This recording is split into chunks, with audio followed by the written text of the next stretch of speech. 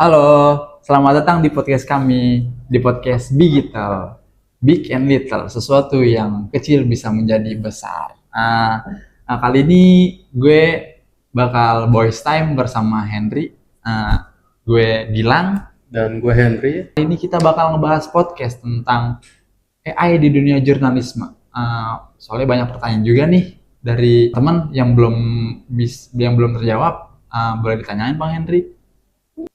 Yang pertama ini nih, kalau dengar kata AI, hal yang pertama dipikirin itu apa ya? Eh, sekarang kita udah nggak asing banget ya sama AI, apalagi di dunia modern sekarang.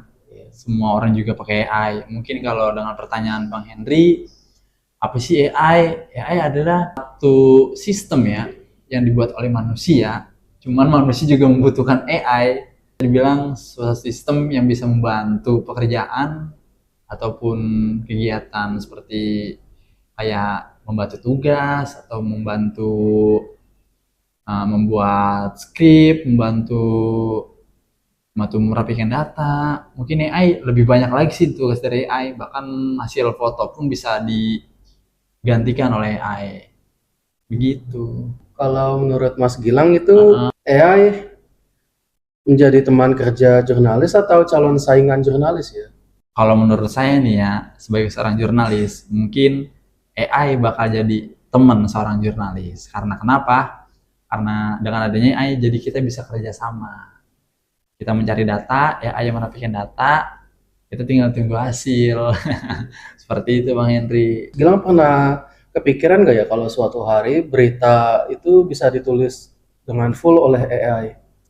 Sepertinya itu udah ada contohnya sih dari V1 AI yang dimana pembawa acaranya itu kan sudah menggunakan AI. Bahkan di negara mana gitu ada anggota dewan bagian keuangan itu bukan manusia tapi virtual. Contoh AI apa aja ya yang sekarang dipakai benar dengan jurnalis? Sekarang ini banyak banget ya AI ya.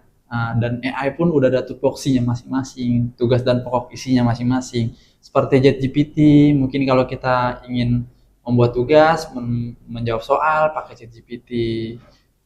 Adapun Canva pun sekarang udah bergabung dengan AI ya. Jadi kita kalau mau bikin PowerPoint, tinggal masukin prompt dan udah langsung jadi. Tinggal kita milih beberapa slide, tinggal masukin gambar. Dan sekarang juga ada yang terbaru dari bahkan Google pun sekarang udah ada Gemini AI yang bisa dipakai. Bagian kerja jurnalis apa ya yang paling terbantu sama AI?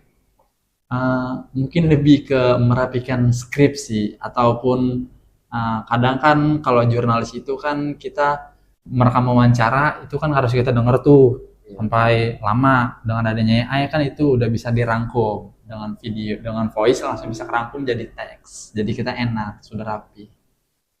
Menurut Mas Gilang, kalau tanpa AI, kira-kira kerja jurnalis bakal seberat apa ya? Kalau tanpa AI pun kita juga bisa sih, cuman kan AI itu cuma sebagai pembantu kita, bukan berarti kita nggak bisa mengerjakan tugas jurnalis tanpa AI. Seperti itu. AI itu kan bisa bikin berita menjadi lebih cepat. Mm-mm. Tapi menurut Mas Gilang itu dampaknya ke kualitas berita ada gak ya? Kalau itu sih dampaknya ke berita ya, Ya, kualitas berita. mungkin namanya sistemnya AI.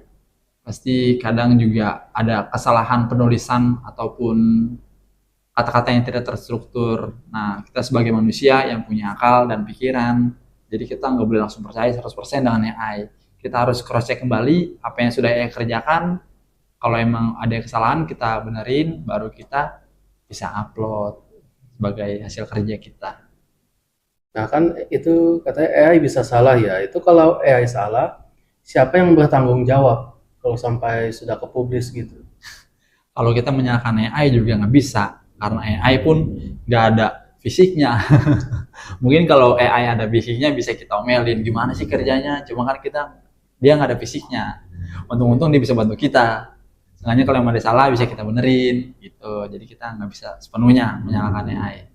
Sekarang yang menentukan berita naik itu jurnalis atau algoritma? Kalau untuk menaikkan berita ya tetap teman-teman itu jurnalis. Namun untuk mengatur algoritma itu kita butuh AI. Karena kenapa? Karena AI lebih tahu algoritma yang bagus, waktu-waktu yang tepat untuk menaikkan suatu berita, dan waktu-waktu yang tepat untuk di-handle dulu. Jadi kita tetap membutuhkan AI untuk menaikkan algoritma. Cuman yang mengangkat berita tetap manusia. Kalau menurut Mas Gilang ini, algoritma itu membuat jurnalisme makin informatif atau semakin clickbait? Itu keduanya juga bisa sih, informatif dan clickbait juga. Keduanya juga bisa. Juga nih, seberapa besar itu peran AI dalam penyebaran hoax di berita-berita gitu? Sebenarnya AI itu dia menyebarkan berita hoax, tetapi manusia yang menggunakan AI untuk menyebarkan hoax. Jadi jangan pernah menyalahkan AI karena kesalahan AI. Karena AI pun membuat suatu berita karena ada perintah atau prompt yang dimasukkan seseorang. Jadi AI nggak bisa otomatis nih menyebar berita keburukan tanpa adanya orang yang di belakang yang buat prompt tersebut. Kita tidak bisa menyalahkan AI karena itulah manusia. Balik lagi, Batasan etis penggunaan AI itu garisnya di mana ya di untuk jurnalisme? Untuk saya tersendiri sih kadang menggunakan AI itu nggak terlalu 100% ya, mungkin bisa dibilang 50-50 dengan hasil kerja manusia. Mungkin kalau kita sebagai wawancarain orang, sebagai kita narasumber, kita pasti dong ada alat rekam. Kadang kalau kita habis merekam seorang yang berbicara, kita nggak mungkin dong ngedengerin, karena itu kan butuh waktu yang lama. Jadi kita membutuhkan AI. Jadi AI itu secara tidak langsung menulis secara ringkas skrip yang ada di voice note tersebut. Jadi setelah sudah jadi ringkasannya, baru saya cross check kembali, dan penggunaan algoritma di akhir saat posting video, posting suatu berita. Jadi nggak sepenuhnya saya menggunakan AI.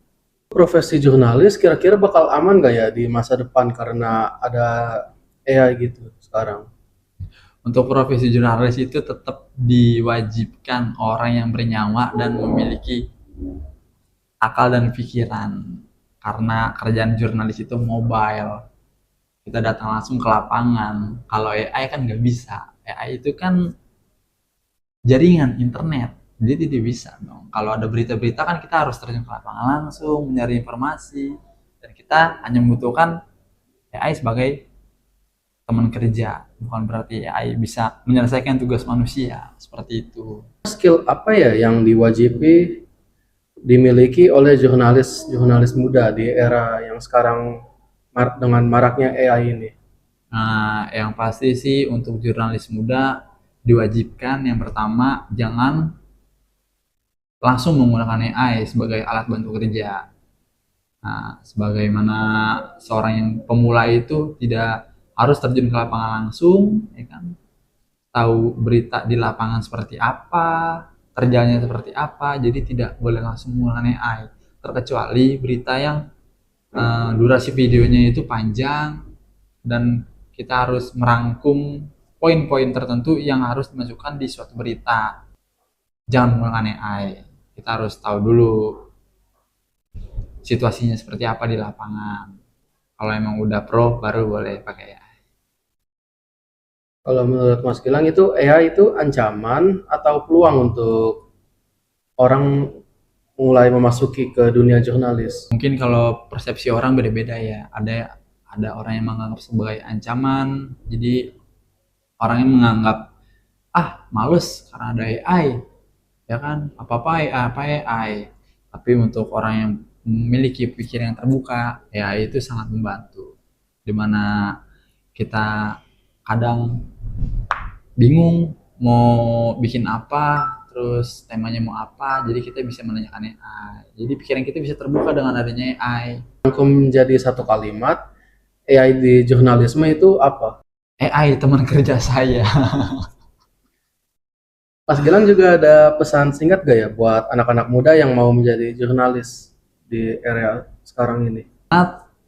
Untuk menggapai cita-cita sebagai jurnalisme, karena jurnalisme itu merupakan profesi yang sangat seru. Jadi kita bisa terjun ke lapangan langsung, mencari informasi, menggali lebih dalam, menaikkan berita ke suatu media, dan juga bisa menambah wawasan. Nah, yang penting jangan terlalu menggunakan AI. Secukupnya saja sebagai teman bantu kerja. Itu aja pertanyaan dari Mas Henry. Mungkin podcastnya bakal saya akhiri. Sampai bertemu di podcast berikutnya. Dadah.